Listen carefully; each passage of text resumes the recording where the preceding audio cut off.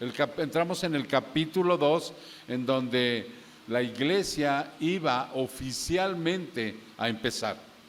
Muchos se han preguntado en dónde comenzó la iglesia cristiana, qué bases tiene, quién fue los primeros precursores de esta iglesia. Y este es el libro que nos habla de todo eso. Este es el libro que inclusive rompe con muchas tradiciones y mentiras que hemos escuchado a través de la vida. Y por eso yo te suplico, hermano, que pongas mucha atención para que tú, al escuchar la historia eclesiástica de nuestro cristianismo, tú puedas tener la veracidad y la convicción de estar en lo correcto. Esa es la única manera, no en lo perfecto, porque así como tú vas a observar en el libro de los Hechos muchos errores que cometieron nuestros hermanos del primer siglo y de los siglos subsecuentes, así nosotros hemos cometido errores. Por eso te digo, no es una iglesia perfecta, pero sí puede ser una iglesia de sana doctrina que se va perfeccionando a través de sus errores. Pero hay errores que son garrafales y que no debemos entrar en ellos. Hay errores que no se deben de practicar. Hay errores que ya fueron advertidos por nuestro Señor Jesucristo. Pero yo lo que quiero que tú también entiendas, hermano, que nosotros, al ser una iglesia cristiana, somos una iglesia que creemos en la Trinidad: Padre, Hijo y Espíritu Santo. 3 personas divinas, ¿sí? 3 personas divinas, pero un solo Dios verdadero. Y nosotros hemos aprendido inclusive cómo dirigirnos a ellos. Al ser trinitarios nosotros, definitivamente al Padre le decimos Padre, ¿verdad? Nuestro Padre cuando oramos. Y a Jesucristo es el Hijo de Dios. No tenemos ningún problema de decirle que Jesucristo es el Hijo de Dios. Y el Espíritu Santo es el Espíritu de Dios. Pero son 3 personas distintas. Pero los 3 son Dios. ¿Sí se entiende? O sea, eso es lo hermoso de esto. Y ya sabemos cómo dirigirnos. Por eso inclusive en nuestras oraciones, muchos de nuestros hermanos ya empiezan con la situación de decir Padre, Hijo y Espíritu Santo. ¿Sí? Y mencionan a los 3 y luego se dirigen a uno. Esa es la situación de nosotros los cristianos. Tenemos un Dios trino y uno. ¿Ok, mis hermanos? Bueno, con este pequeño preámbulo, vámonos a la palabra. Vámonos a la palabra, que es el libro de los Hechos. Si no traen Biblia, ahí en la pantalla aparecen los versículos, mis hermanos. Entonces estamos en el libro de los Hechos, en el capítulo 2, donde habla de la venida del Espíritu Santo. Y esa venida del Espíritu Santo es la parte fundamental en donde va a empezar el capítulo 2. ¿Ya están ahí? Vamos a ver del versículo 1 al versículo 13, dice ahí, ¿verdad? Parece que sí. ¿Sí? ¿Estamos en el mismo canal? Ok.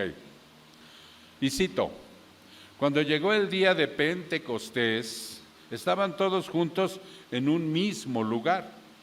Y de repente vino del cielo un ruido como el de una ráfaga de viento impetuoso que llenó toda la casa donde estaban sentados. Y se les aparecieron lenguas como de fuego, que repartiéndose se posaron sobre cada uno de ellos. Todos fueron llenos del Espíritu Santo y comenzaron a hablar en otras lenguas, y según el Espíritu les daba la habilidad de expresarse. Había judíos que moraban en Jerusalén, hombres piadosos, procedentes de todas las naciones bajo el cielo. Al ocurrir este estruendo, la multitud se juntó y estaban desconcertados porque cada uno los oía hablar en su propia lengua. Estaban asombrados y se maravillaban diciendo: miren, ¿no son galileos todos estos que están hablando? ¿Cómo es que cada uno de nosotros los oímos hablar en nuestra lengua en la que hemos nacido? Partos, medos y elamitas, habitantes de Mesopotamia, Judea y Capadocia, del Ponto y de Asia, de Frigia y de Panfilia, de Egipto y de las regiones de Libia alrededor de Cirene, viajeros de Roma, tanto judíos como prosélitos, cretenses y árabes, los oímos hablar en nuestros propios idiomas de las maravillas de Dios.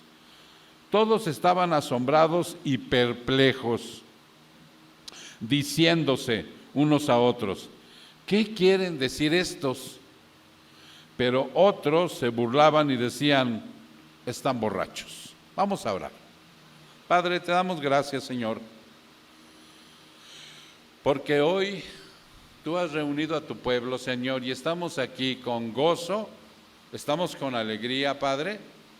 Y tú que todo lo puedes, yo te pido que en esta audiencia, Señor, donde hay hijos tuyos, quites, Padre, todo aburrimiento, todo tedio, todo sueño, Padre, que se pudiera meter en el espíritu de mis hermanos, para que ellos, Señor, no estén adormilados, sino totalmente despiertos, para que puedan honrarte, Señor, al escuchar tu palabra. Al ser la palabra de Dios, nada más y nada menos, creo que es un respeto profundo el que debemos de guardar. Por eso yo te pido, Señor, que como nuestra carne es débil, y tú que eres todopoderoso, hagas este milagro en nosotros, que estemos atentos y dispuestos, Padre, a regocijarnos con lo que tú hoy nos vas a revelar. Al ser una revelación que ya está revelada, tenemos el gozo de saber que viene de ti. Y de esa manera, Señor, poder tener el gozo subsecuente de llevarlo a la práctica, para que verdaderamente, Padre, podamos dar testimonio de que somos hijos tuyos y que hemos cambiado de forma de vida. Ya no somos del mundo, estamos en el mundo, pero nos has sacado del mundo. Gracias, Padre, que la honra y la gloria sean para ti, en el precioso nombre de Cristo Jesús. Su pueblo dice, amén. Bien, mis hermanos, ahora sí, vamos a desempacar la palabra para que podamos nosotros saber qué está inmerso dentro de estos versículos, que son, ¿cuántos dijimos? 13 o 14, ¿no? Si ustedes le cuentan desde el 1, parece que son 14, no, son 13. Entonces, el título del sermón se llama El bautismo del Espíritu. Todos nosotros conocemos el bautismo en agua. El bautismo en agua fue aquel bautismo que instituyó Juan Bautista, primo hermano del Señor Jesús. Él vino a la tierra con ese propósito, de preparar el camino de su primo, que es Jesús de Nazaret. Él era su primo y vino con ese propósito, Juan, de preparar el camino, de anunciar a aquel que venía. Y entonces el bautismo en agua en aquel entonces tenía un propósito, que era proclamar el arrepentimiento. Y el segundo punto era arrepentirse de alguien en quien tú también habías confiado siempre y que era tu amigo y que te acompañaba para todos lados: el pecado. El pecado, hermano. Te tenías que cambiar de juicios y actitudes del pecado. El pecado que tú amabas anteriormente, ahora lo tenías que aborrecer. Ahora lo tenías que aborrecer totalmente. Ahora tenías que dejar de ser aquel hombre pecador, mentiroso, lujurioso, codicioso, orgulloso, mal hablado, grosero, todo eso tenía que quedar atrás porque Juan bautizaba con ese propósito. Decía, denme frutos dignos de arrepentimiento, o sea, el cambio de la persona. Ese era el bautismo que Juan había proclamado. Y una ocasión, cuando él estaba bautizando a la gente, llegó Cristo con él para ser bautizado. Cristo no tenía que arrepentirse de nada, puesto que era un hombre perfecto, pero él le dijo, tiene que ser así para que se cumpla la Escritura y yo pueda identificarme como un hombre de la raza humana, de carne y hueso, que tiene todas las características de un humano, nada más que sin pecado, para que yo pueda representar a la raza humana y morir, para que de esa manera mis hijos sean salvos. Y aleluya. Entonces, cuando sucede esto, fíjense lo que menciona Juan desde aquel entonces. Mateo 3, 10, 12.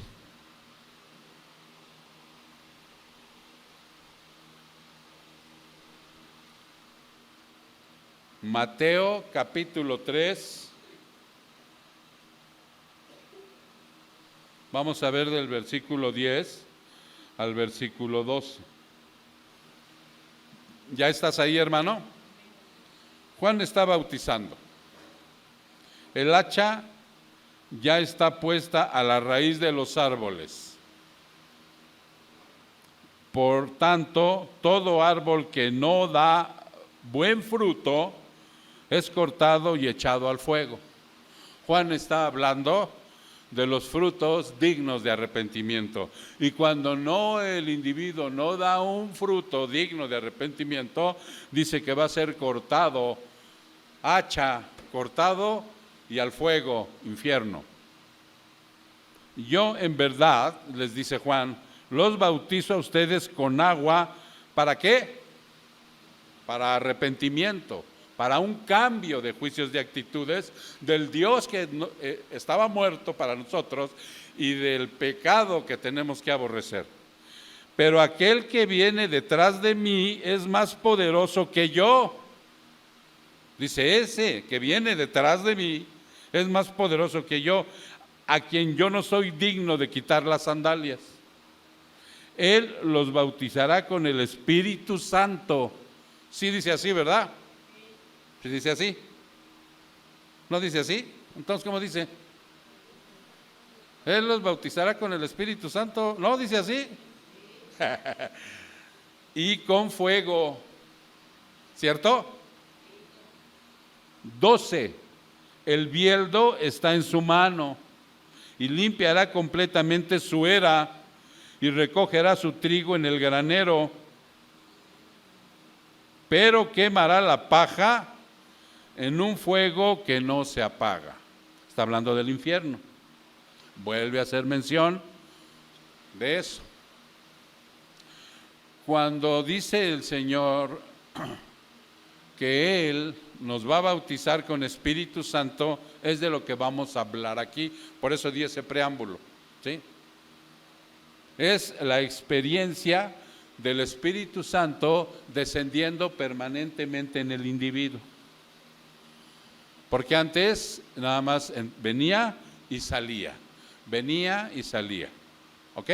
Pero ahora se iba a instituir la iglesia cristiana y permanente, aquel que Él salvara, iba a entrar el Espíritu Santo en él, el Dios todopoderoso de la tercera persona de la Trinidad, en un pecador como yo, hermano. Algo que muchos se les hace increíble, no lo pueden aceptar, no lo pueden creer. Pero ¿saben cuál es lo más lamentable? Que aquel que lo recibe a veces no lo cree. Aquel que recibe al Espíritu Santo, aquel que dice que es cristiano, no lo cree, porque no cambia. Tiene al Dios todopoderoso dentro de él y no hay un cambio. no hay santidad practicada, sigue pecando de una manera en práctica, sigue siendo la misma persona que era antes, y a veces hasta peor. No lo cree, pero aquí da testimonio la palabra de que así va a ser. Por eso hoy lo vamos a ver en contexto perfectamente. Ahora, esto que dijo Juan es una realidad. Cristo nos bautizaría con el Espíritu Santo. Ahora, yo les he dicho que en ese tiempo era un tiempo muy especial para los discípulos y para los apóstoles, ¿recuerdan? Ellos fueron primero bautizados en agua y después, ahorita iban a ser bautizados en Espíritu Santo, y ahí se cerraba esa circunstancia. Ahora, el creyente después de Pentecostés tiene primero que ser bautizado por Espíritu Santo y después en agua, para que dé un testimonio que es cristiano. El bautismo en agua no es para salvación. Si se los han dicho, les han mentido, los han engañado. No es para salvación el bautismo en agua. El bautismo del Espíritu es el nuevo nacimiento, y por lo tanto esa persona ya es salva cuando es bautizada por Jesús con el Espíritu Santo. ¿Ya se entendió? Ahora, aquí habla del bautismo del Espíritu Santo y fuego. Muchos teólogos dicen que el fuego del bautismo que habla Juan aquí también es algo relacionado con el fuego purificador de Dios. Pero déjenme decirles algo, hermanos, porque esa es la clave para que nosotros podamos entender que la palabra es correcta. Cuando nosotros observamos el contexto de lo que estamos leyendo, ¿ya se entendió? Y si ustedes observan el contexto de lo que estamos leyendo antes y después, habla de ¿qué? De un juicio, ¿ya se entendió? De un hacha que corta, de un bieldo que el Señor trae en la mano, de un trigo que separa. El trigo que separa son los salvos, bautizados por Espíritu, y de aquellos que van al infierno es al fuego. Aquí, en este contexto, el fuego del que habla el Señor es un fuego de juicio del infierno. Entonces dice, Él los va a bautizar en Espíritu Santo, pero aquel que no lo acepte, aquel que no crea en Él, va a ser bautizado en el fuego del infierno. ¿Ya se entendió? Para que de esa manera nadie se quede sin bautismo. Punto. Ok. El bautismo de fuego dice que es para juicio y condenación. Ahora, luego dice aquí que, permíteme, el Pentecostés, habla de un Pentecostés. El Pentecostés quiere decir 50. Es una fiesta que se celebraba 50 días después de la Pascua. Estaba la Pascua, terminaba la Pascua y después de 50 días venía a festejarse esa fiesta, que se hacía una ofrenda de los primeros frutos, ¿no? Esto está en Levítico 23:20. Vamos ahí. Levítico 23.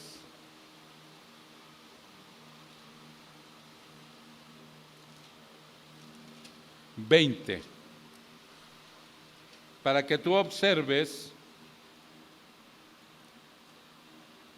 Entonces el sacerdote los mecerá junto con el pan de los primeros frutos y los 2 corderos como ofrenda mecida delante del Señor serán cosa sagrada del Señor para el sacerdote. Esa es una referencia de esa fiesta. Apuntaba la venida del Espíritu Santo como las primicias, o sea, los primeros frutos de los primeros creyentes que ese día constituyeron esos primeros frutos de esa cosecha de creyentes que había de venir. Ellos por primera vez eran el primer fruto. ¿Están de acuerdo? Del Espíritu Santo permanente en ellos. Por eso el Señor lo hizo así, porque apuntaba. Y entonces dice la palabra que en una cuestión repentina, como ahorita que estamos así muy tranquilos, algo repentino que viniera. No sé si a ti te ha pasado que de repente estás parado en la calle, en las tortillas, no sé, esperando la pecera, esperando el bus, platicando, edificándote con una persona, después de que dejas a los niños en la escuela. ¿No te pasa así, hermana? Que te quedas edificándote con una persona en la esquina como 10 minutos y de repente viene un remolino, ¿no? De repentino, de viento así, corres hasta porque trae tierra y papeles, ¿no?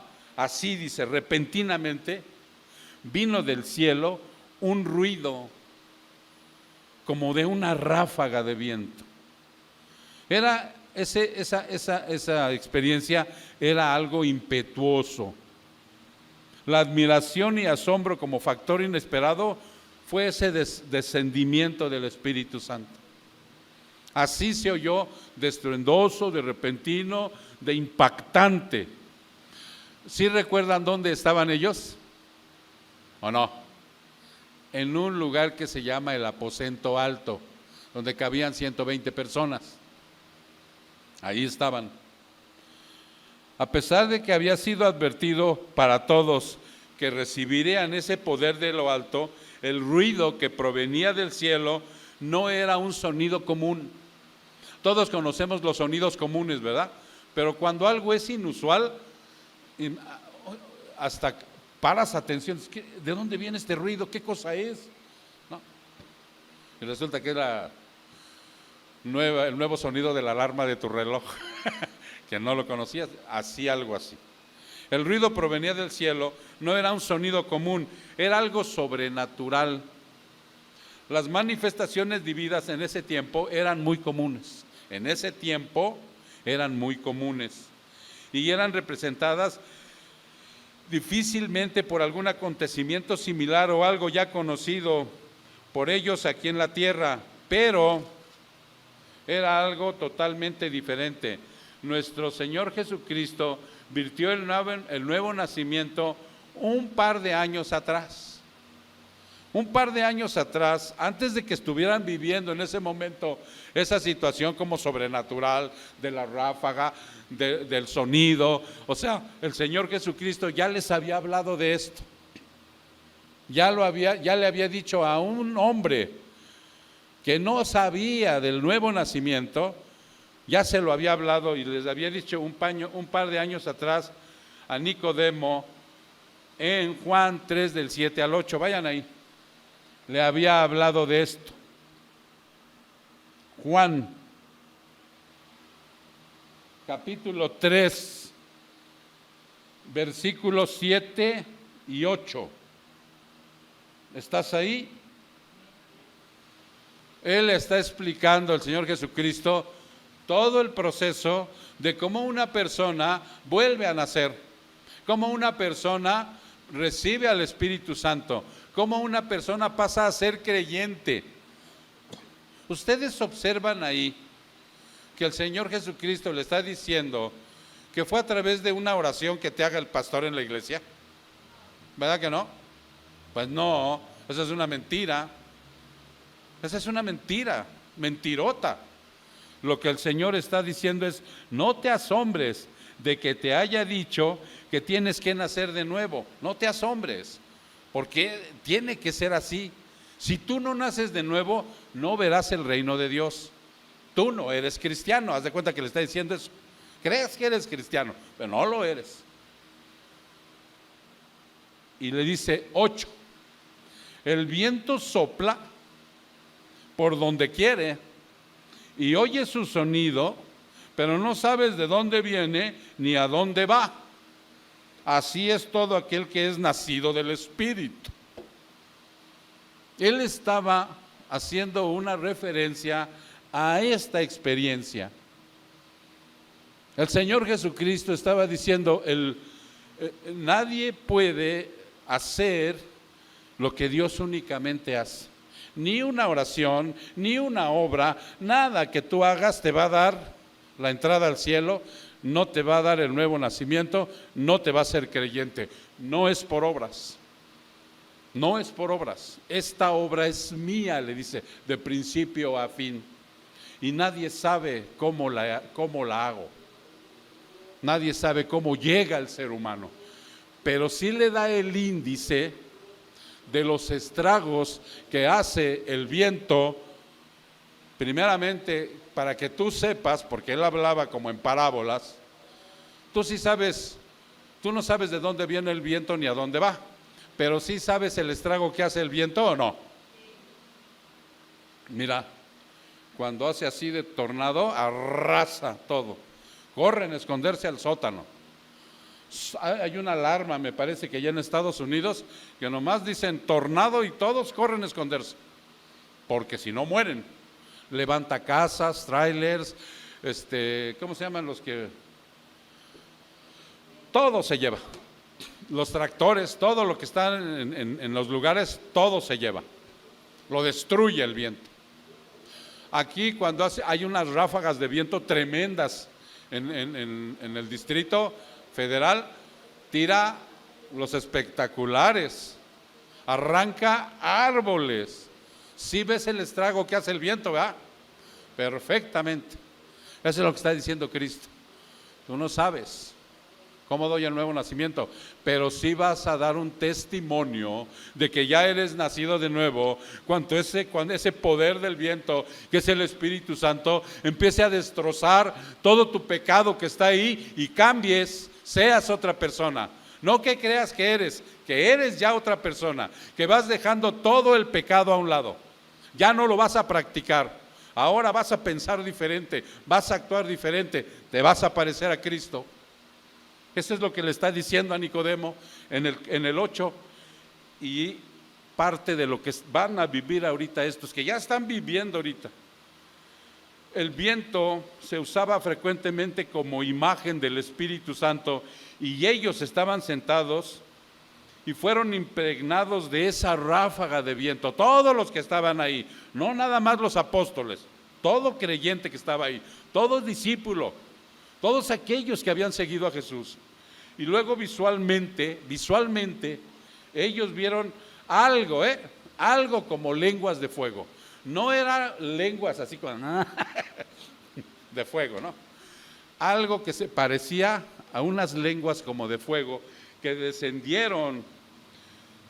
Un hecho único y histórico, los primeros creyentes en ese momento único y especial. Eso fue para ellos. Hoy en la actualidad no. Hoy en la actualidad, cuando desciende el Espíritu adentro de ti, no se ven lenguas de fuego. Hay pastores, iglesias, que hacen hasta reuniones para que nazcas de nuevo y hables en lenguas. Una total charlatanería, un show. No, hermano, no te dejes engañar. Hoy cuando el Espíritu Santo llega a ti, llega de una manera imperceptible, tranquila, y cuando tú te das cuenta de que ya estás habitado por ese Dios todopoderoso, es cuando tú realmente empiezas a cambiar. Se te quita lo tranza, mentiroso, mujeriego, fornicario, idólatra, todo eso lo empiezas a dejar. Ahí está el testimonio. Ahí están los estragos de ese viento que es el Espíritu Santo en ti, el Dios todopoderoso. Para ellos fue así, para nosotros ya no. Ahí está ese momento único y histórico asentándose en cada creyente y posándose. Y aunque la palabra dice fueron llenos del Espíritu Santo, en realidad fueron bautizados en el Espíritu Santo para formar el cuerpo de Cristo. Para que fuera el cuerpo de Cristo. Tú sabes que es un cuerpo, ¿verdad? Cabeza, ojos, nariz, boca, oído, manos, pies. Un cuerpo que se mueve en acción.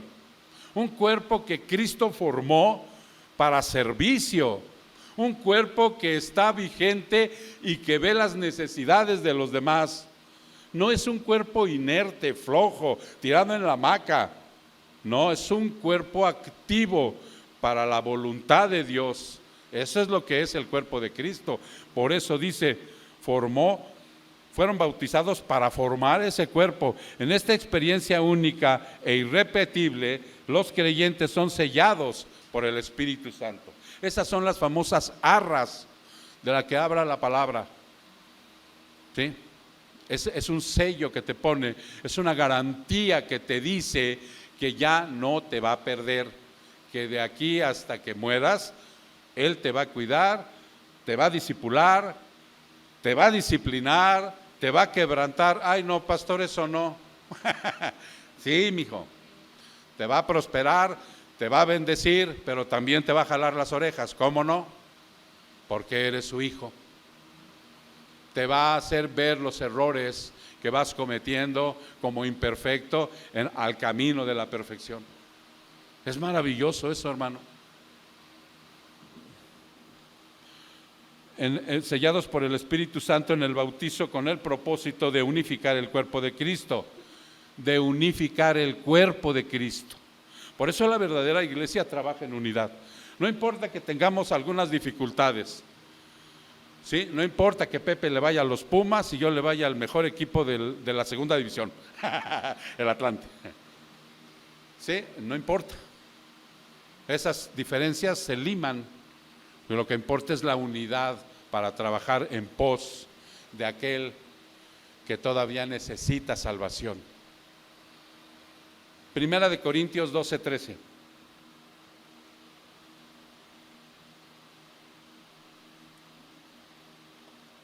Primera de Corintios, capítulo 12, en el versículo 13. 12:13. Por un mismo espíritu, todos fuimos bautizados en un solo cuerpo. Sí, ¿verdad? Ahí está. Ya judíos o griegos, ya esclavos o libres, a todos se nos dio a beber del mismo espíritu. Ser llenos fue el comienzo en Pentecostés, hermano, de una experiencia continua, hasta que regrese el Señor. Después de esto, los congregados hablaron en lenguas conocidas como idiomas. Y no debería de ser controversia, porque la capacidad que ese día tuvieron los creyentes no fue porque el bautismo, sino fue el resultado de la llenura del Espíritu. Ahora, es un hecho histórico único es un hecho único y histórico para cesar posteriormente y entender que la llenura del Espíritu es la práctica del fruto del Espíritu Santo. Ahora, ellos hablaron en lenguas, dice ahí, ¿verdad? ¿Qué son? Idiomas. ¿Sí conocen los idiomas? Inglés, francés, italiano. ¿Conocen el jaltenqueño? ¿Sí? Idiomas, no sonidos guturales sin ton ni son, no sonidos inventados por una mente frenética que sacaron de no sé dónde. ¿Sí las han oído hablar? A los que dicen que hablan en lenguas y que digo, eso es una tontería total. En ninguna parte de la Biblia dice que ellos hablaron de esa manera. Mira, hermano, si fueran sonidos como los que hace mi nieto Isaac, estaría perfecto, porque son sonidos guturales. Pero ¿qué tal si es un idioma diabólico, que estás hablando en un idioma diabólico que no entiendes? No, Dios no hace eso. Ellos, dice aquí, que hablaron en lenguas, hablaron en otros idiomas. Y ahorita te lo va a corroborar el contexto. Porque si pasamos al verso 5, del 5 al 11 de Hechos, dice ahí que había, y ahorita vamos a ver el contexto, ya lo leímos, ahorita vamos a ver cómo lo vamos a desempacar. Causa y efecto de la venida del Espíritu Santo, le podríamos nombrar así. Ya en ese momento llegó el Espíritu Santo en ellos, ya descendió permanentemente como lenguas de fuego, ¿sí? Algo así como está en la pantalla. No, no está ahorita. Sí está la imagen. Ok, algo así, ¿no? Porque cuando desciende el Espíritu Santo en Jesús, también no dice descendió una paloma, sino una cosa que era como forma de paloma, no era una paloma, ¿ok? Pero ahora ya la representan como paloma. Bueno. Ok, dice, ahora vienen las causas y los efectos de esa venida, de ese descender del Espíritu Santo. Muchos de estos varones piadosos venían de diferentes naciones, dice ahí, pero todos eran judíos, hermano. Fíjate bien, cómo dice el contexto. Todos eran judíos, pero estaban dispersos en diferentes naciones. Porque hay judíos dispersos en Egipto, en el Ponto, ¿en dónde más? Dice aquí, 5. En los medos, en los elamitas, estaban en Mesopotamia, estaban en Judea, estaban en Capadocia, en Asia, en Frigia, en Panfilia, en Egipto, en Libia, que es África, ¿no? Cretenses, árabes. ¿Por qué estaban diseminados? Todos eran judíos, pero estaban allá, viviendo allá. ¿Por qué razón? ¿Alguien lo recuerda? Había habido en el pasado una dispersión.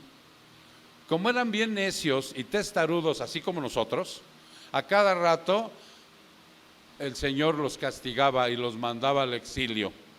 Y llegaba a otra nación y los dominaba.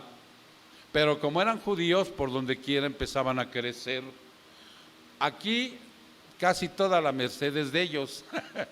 ¿Sí sabían eso? Casi toda la meche es de los judíos. Venden hule, ropa. Ahí están dispersos, todos los judíos ahí están. Y bien buenos para hacer billete. ¿Sí? Esa es su característica de ellos. Bueno, pues esto había pasado así. Todos ellos estaban dispersos en estas naciones que vamos a ver ahorita. Habían hecho viajes, todos ellos, los judíos, habían venido de ahí a la Pascua. La Pascua era la fiesta anual donde festejaba todo el judío la liberación. ¿De dónde? De Egipto, exactamente. Y ellos la festejaban cada año, como nosotros la Navidad, ¿no? Entonces ellos venían de diferentes naciones a festejar la Pascua y pues de paso se quedaban al Pentecostés. Ahí estaban todos los judíos. Dice, habían hecho el viaje como peregrinos a la Pascua cuando escucharon ellos también el sonido de la ráfaga de viento y empezaron a juntarse en el lugar llamado el aposento alto. Cuando llegaron quedaron asombrados y a la vez confusos.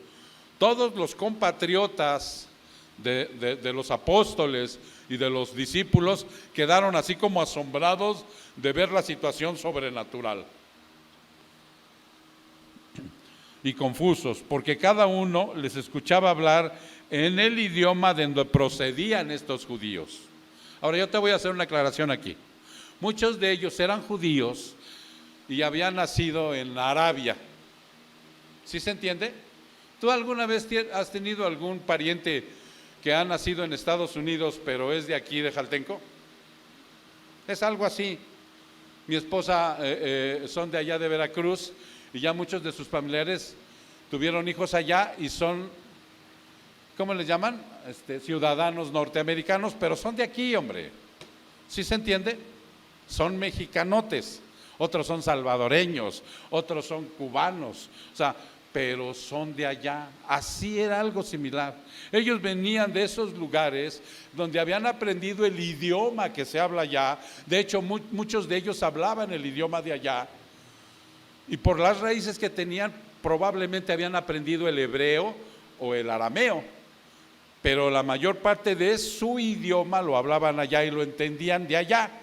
Cuando ellos empezaron a oír hablar en su idioma de donde procedían estos judíos, lo que también llamó su atención es que todos los que estaban ahí eran galileos los que estaban hablando esto. ¿Se acuerdan que aquí en la parte dice, ¿quién no son todos estos galileos? Estos que están hablando en nuestros idiomas, que los entendemos, ¿no son galileos? Sí, porque ellos, los judíos, a los galileos, ¿cómo creen que los tenían identificados, hermano? Como ignorantes y maleducados. Una vez en Juan 1, 43 y 46, vamos ahí, para que vean ustedes cómo los mismos judíos tenían la expresión de ellos fea, de los galileos. ¿Cuál les dije? Juan, capítulo 1, en el versículo 43. Juan, capítulo 1, versículo 43. Al día siguiente Jesús se propuso salir para Galilea y encontró a Felipe y le dijo, sígueme. Felipe era de Betsaida, de la ciudad de Andrés y de Pedro y Felipe. Felipe encontró a Natanael y le dijo, hemos hallado aquel de quien escribió Moisés en la ley y también los profetas, a Jesús de Nazaret, el hijo de José. Y Natanael le dijo, ¿puede algo bueno salir de Nazaret? Ve y ven, le dijo Felipe, porque era Galilea. Entonces ellos tenían de los galileos una reputación fea. Yo creo que la mayor parte que estamos aquí, si somos del Estado de México o de Ciudad de México, ¿verdad? ¿Sí o no? Cuando vamos a otro estado, ¿cómo nos dicen? Chilangos. Y tú les preguntas, ¿por qué nos dicen chilangos? ¿Y ya has sabido por qué? Por maleducados, por tranzas. O sea, en ese concepto nos tienen a los de acá. Tú vas a alguna entidad y así nos tienen catalogados, de veras. Tranzas, maleducados, groseros y hasta ignorantes. Y tú dices, chale, no puede ser, o sea, ¿no? Entonces, así, para que me entiendas, más o menos eras como los tenían catalogados ellos, a los galileos. ¿Sí se entiende? Entonces, por lo tanto, la siguiente pregunta fue, si estos galileos ignorantes y maleducados, ¿cómo se expresa cada uno en el idioma en que hemos nacido? Se hacían cruces en su cabeza pensando cómo estos que son así están hablando en árabe, en nuestra lengua de Mesopotamia, en cretense, ¿sí? En la lengua que hablaban los edomitas. ¿Cómo es que están hablando y cómo es que los estamos escuchando si son así? Que lo sobrenatural era que sin saber el idioma de otras naciones lo hablaban y de ninguna manera eran sonidos guturales, eran idiomas. ¿Ya se entendió, hermano? Eso es lo que quiero que tú entiendas acerca de las lenguas en el Pentecostés.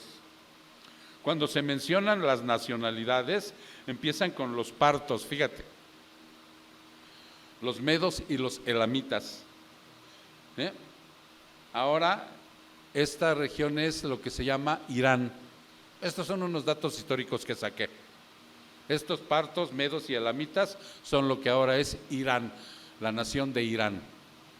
Luego menciona Mesopotamia, que está entre dos ríos. Es lo que significa Mesopotamia, entre dos ríos, que es el Tigris y el Éufrates. ¿En dónde está el Tigris? Que hemos dicho que por ese río estamos convencidos de que ahí estaba Edén, porque Edén habla del río Tigris. ¿En dónde estaba?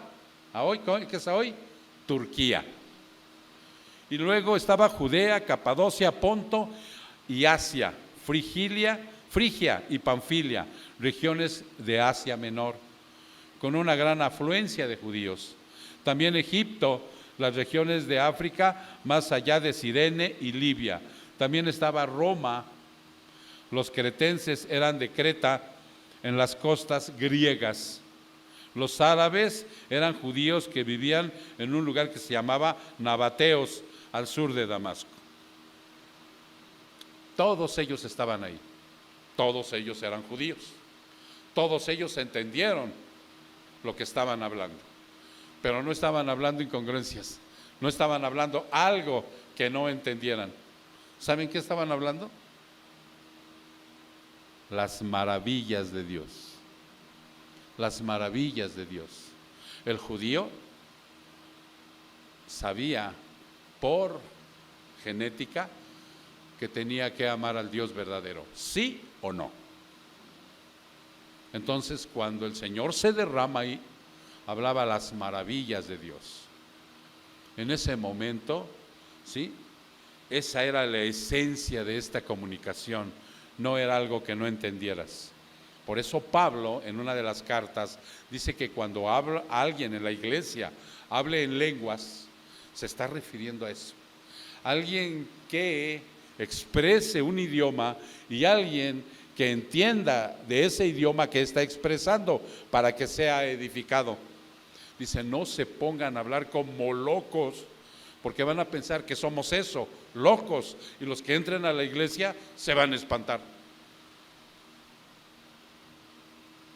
Hello, ¿por qué no lo han corregido? Entonces, obvio que los que van a hablar en lenguas tiene que ser un idioma, y el que habla un idioma tiene que haber otro que le dé el don del Señor para entenderlo y para que digamos amén, ¿cierto o no? Cuando se está expresando la palabra y tú sabes que es la verdad y tú sabes que te gozas en esa palabra, inmediatamente dices amén, así sea, gloria a Dios, porque le estamos entendiendo. No le vas a decir amén a un barrabayá, barrabarraba, yabayá, no, ¿qué le vas a decir amén a eso? Pero no se entiende, ¿ok? Dice que, ve lo que dice Salmos 45. Salmos 45. Muchas son, Señor Dios mío, las maravillas que tú has hecho, y muchos tus designios para con nosotros. Nadie hay que se compare contigo. Si las anunciara y hablara de ellas, no podrían ser enumeradas. Ahí estaban aquellos hombres galileos con el Espíritu Santo dando un histórico y único hablar en idiomas para que esto se empezara a extender, y este fue el nacimiento de la iglesia. Precioso. Estas maravillas de Dios estaban encaminadas a la transmisión del Evangelio que Pedro, ya con el Espíritu Santo, empezó en los siguientes versículos que vamos a ver dentro de 8 días, hablar, dio el primer sermón cristiano, el primer sermón cristiano. Y ustedes van a ver, hermano, por eso tomamos el ejemplo siempre de ese primer sermón y de los anteriores que dio Cristo. Porque ese fue el primer sermón de Pedro, ya sin miedo, ya no era un hombre temeroso, ya no era un hombre que negaba la fe, ya no, ya era un hombre que tenía el Espíritu Santo adentro, había el arrepentimiento y la fe como don de Dios que había llegado a él también, y entonces habló valientemente. Y tal poder tenía que ustedes van a ver cuántos se convirtieron. ¿Cuántos se convirtieron? Ok, ahora vamos al verso 12 y 13 para cerrar. Verso 12 y 13.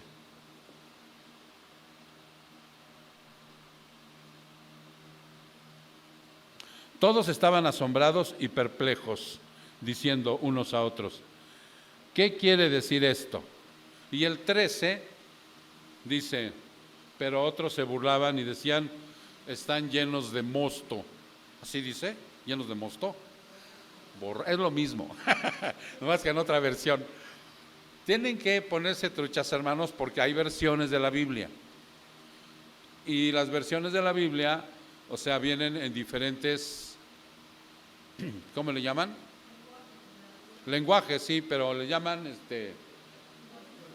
versiones, sí. Semántica. La palabra correcta es semántica. La semántica es diferentes palabras, la misma esencia.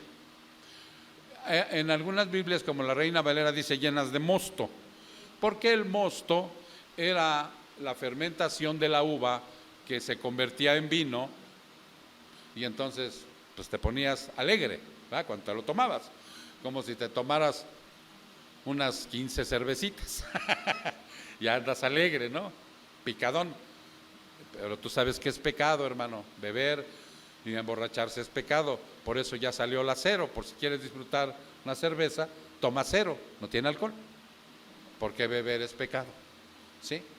Muchos dicen que nomás 3, pero yo digo que mejor nada. Ok, entonces ellos en ese versículo, la gente dijo, estaban llenos de mosto, estaban borrachos. Como siempre sucede, hermano, y seguirá sucediendo, unos aceptaron la palabra de Dios. Hay gente que acepta la palabra de Dios. Hay gente que se regocija con la palabra de Dios. Pero, ojo, tiene que dar fruto la palabra de Dios, ¿cierto? Porque ya hay una advertencia tremenda de parte de Dios. La parábola del sembrador. Muchos aceptan la palabra de Dios y a veces hasta con gozo, dice. Pero, advierte, algunas caen en pedregal, otras caen en el camino y otras entre espinos y abrojos. Y cada una de esas partes tiene una explicación de lo que hace el mundo cuando tú escuchas la palabra y dices, sí, esta es la verdad. Y entonces el Señor dice, ¿de veras? ¿De veras la escuchaste y creíste? ¿De veras va a dar fruto? Vamos a dejar un tiempo. Vamos a dejar si verdaderamente, como el sembrador, cae y da fruto. Porque la que cayó en el camino es una semilla que se salió fuera del surco. Y son aquellos que dicen que la escuchan gozosos y se van hasta contentos y empiezan a comprar música cristiana y vienen cada 8 días y ya llevan 10 años y nomás vienen cada 8 días. Y, o sea, ¿sí se entiende? Pero cuando cae fuera del camino, vienen las aves del cielo y se comen el maicito que cayó afuera, no dio fruto. ¿Ya se entiende? Quiere decir que aquellos que escuchan esa música, viene el diablo y les arrebata de su corazón ese gozo. Y no hay fruto. La que cayó en terreno pedregoso. ¿Se han visto que luego crece el pastito en la banqueta? Y no tiene raíz profunda. Sale el sol y la quema. ¿Dio fruto? No dio fruto. Dice la palabra que son aquellos que no toman en serio la palabra y por alguna distracción, lo que sea, bye bye. Y la que cayó en terreno de espinos y abrojos, ¿se han visto las ortiguillas? ¿Sí las conocen? Una plantota grandota que sale, pero se expande así. Sí, cae entre esa y las ahogan y no crece el fruto. Y son las preocupaciones y las diversiones del mundo y se lo roban. Por eso dice que algunos sí escucharon, ¿cierto? Ahí dice que, ¿dónde me quedé? Aquí está. asombrados y perplejos, diciendo unos a otros: ¿qué quiere decir esto? ¿Qué pasó? ¿Qué sucedió? Está maravilloso, ¿verdad? Oye, mira, y posteriormente oyeron el sermón de Pedro. Y muchos dicen que se convirtieron, pero otros no. Entonces, y otros de plano rechazaron la verdad que emana de Dios. Estaban asombrados y confusos hasta que el apóstol Pedro proclamara su sermón. Y los que desprecian al grado de decir que estaban borrachos son aquellas personas que de plano desprecian al Señor. ¿Sí te has encontrado ese tipo de gente, hermano? Que les habla así. ¿Sí te has encontrado la gente que hace burla de Dios? Que hace memes, chistes malsanos, que hacen películas denigrando la verdad de Dios. Hay una palabra muy fuerte del Señor donde dice: no le des lo santo a los perros. No le des lo santo a los perros. ¿Cuál es la segunda parte, hermano? ¿Sí la has escuchado? Ni a los cerdos, ¿verdad? Ni a los cerdos. Esto lo está diciendo el Señor, y a un lado están los fariseos. Porque ellos, cuando llevaban las ofrendas de holocaustos, toros, corderos, palominos y todo lo que llevaban, ellos no le daban el desperdicio de esa carne a los perros porque los consideraban inmundos. Ellos se lo comían.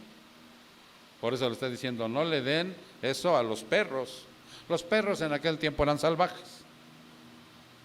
La aplicación que tiene para hoy es que nosotros debemos tener cuidado cuando vayamos a predicar el Evangelio y se burlen de esa manera. No se los des.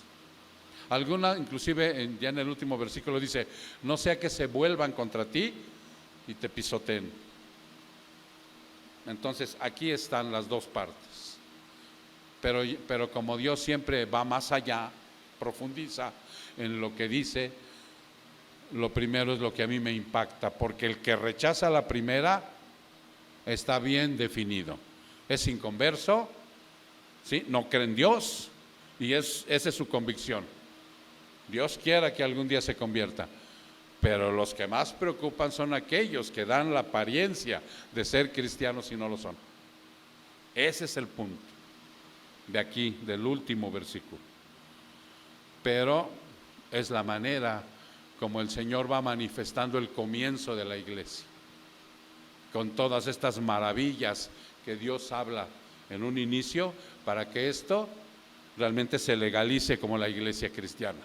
Si tú querías saber cómo nació la iglesia cristiana, este es el nacimiento, con todo este esplendor de lo que hoy nos trae, con todas estas maravillas que hoy nos ha hablado, con todo el conocimiento que hoy nos ha dado, para que valoremos, para que apreciemos, para que verdaderamente, si teníamos alguna duda, hoy, así como estar apretando ese tornillito que está flojo, ¿no?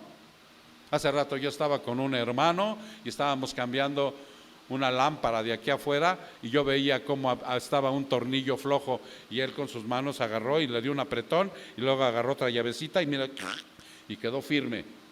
Así a veces nos pasa, cristiano, que ya anda el tornillo casi cayéndose, ¿no? Y viene la palabra y mira, una mano firme, fuerte, que es la de Dios, para volver a atornillar, y ojalá a otros les dé la mortificación en su espíritu, para que verdaderamente se levante del letargo en donde han estado viviendo. De verdad, hermano, esa es la idea de la palabra, esa es la idea de la revelación del Señor. El Señor sigue hablando fuerte y tendido de la palabra, para que podamos cimbrarnos con todas esas maravillas. Esas son las maravillas de Dios. Y como sucede, habrá algunos que por aquí y saldrá por acá, decía mi abuela. ¿Cómo me caía mal eso que me dijera? Tú eres de esos que te entran las cosas por aquí y te salen por acá. Ay, abuelito. Sabia la abuela. Ahora se da uno cuenta de esto. Entonces, hermanos, pues esto es lo que hoy nos ha traído el Señor. Vamos a orar. Padre, te damos muchas gracias, Señor, porque a través de esta palabra del libro de los Hechos, tú nos has dado la convicción, Padre, de apreciar el nacimiento de la iglesia. Nos has revelado, Señor, de qué manera son las lenguas, los idiomas, de qué manera tus hijos se habían dispersado por todas las naciones, por desobedientes, Padre, pero en tu misericordia los habías vuelto a juntar para que de esa manera, Señor, pudieran realmente tomar la verdad de Cristo ahora por encima de la ley. Te doy gracias, Padre, porque así ha sucedido con nosotros, que muchos se han desbalagado, que muchos no lo han tomado en serio, pero que a través de esta palabra, Señor, yo confío en que tú realmente mortifiques esos espíritus para que se reconcilien contigo, para que verdaderamente lo tomen en cuenta, Señor, y te den la honra y la gloria a través de lo que tú has dicho el día de hoy. Te doy gracias, Padre, porque tú bendices esta palabra y bendices a la iglesia de Cristo para que lleve el propósito por el cual tú la fundaste. Gracias, Señor, que la honra y la gloria siempre, siempre sean para ti, en el precioso nombre de tu Hijo, nuestro Señor Jesucristo. Su pueblo dice, amén.